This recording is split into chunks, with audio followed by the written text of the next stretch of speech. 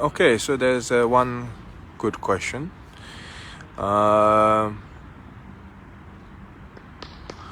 Thank you, Rinpoche. What is the most important things that a secular teacher can share or apply at his work?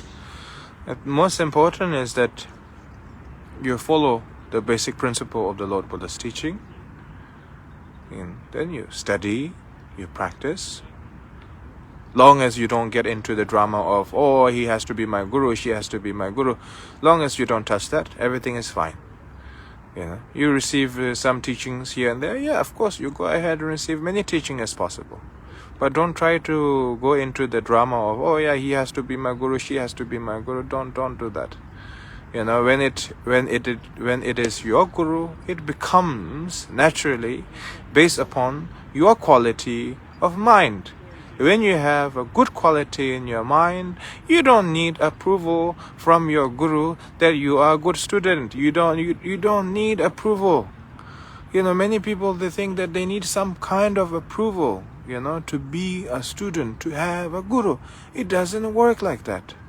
You practice genuinely, and genuinely guru will see the genuine student by itself. If you try to pretend, the more guru will dislike you. And of course, the guru will not appreciate. The more you don't pretend, you will be criticized, by the Sangha, but you will be appreciated by the guru. That's the reality. You cannot get approval from the Sangha and the guru at the same time. That doesn't happen.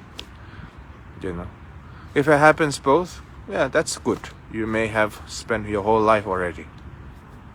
So most important is that you don't need approval from the Sangha.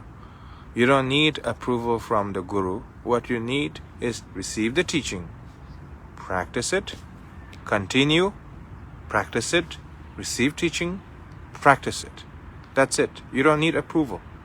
Once you have some form of quality by following the instruction of your teacher, and then naturally there's a connection that you don't need to create.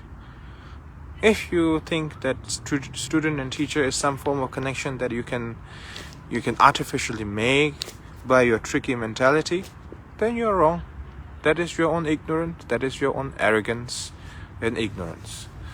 So therefore, receive many teachings from many different traditions as possible. Practice it, experience it, do retreat, but don't go into the, seeking approval that, oh, I'm your student, oh, he's my guru, she's my guru, and all that. Don't do that. Just receive the teachings. If that is a genuine master, that master will always give you teaching, not for any cost, not for any praise, not for any recognition, but simply will give you a teaching to help you, no matter what. And if that is a false master, then the false master will say, oh, you need to praise me in public. I need your money. I need your house. I need your fame. And then ask many things from you, And the most important is that you don't need approval from the guru. You're not in the university, okay? If you're in the university, you need approval from your principal, to do what, whatever the project you may have. You're not in the university. You're in life. You are in life. You are not in Buddhism. You are in life, being a human being, seeking the truth, wanting to discover the nature of the mind. You are in life. You are not in Buddhism. You are not in religion. You are not in some kind of a special group. You are in life as who you are, as a human being, as a practitioner who is willing to discover the inner nature of mind based on the teachings of the Lord Buddha that you are willing to practice, and that's it. And once you have a quality, such recognition from the master will come. Such praise, recognition, more closeness, connection will come by itself. But if you pretend, and then if you pretend to be a great practitioner, it will never happen. Even you may able to lie some people or some public, ultimately you are lying to yourself. So that is a terrible price that you pay. So don't seek approval from the master.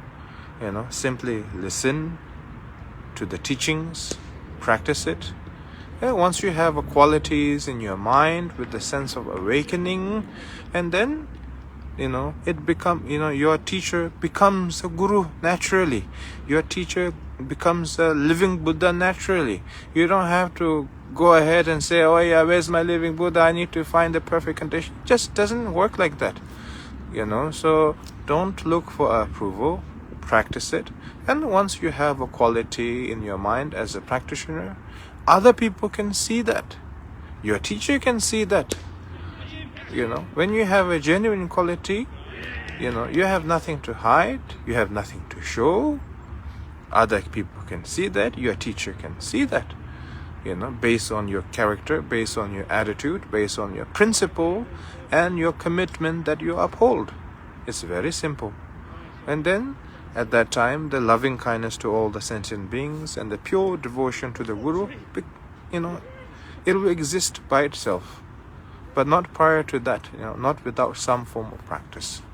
So that's that.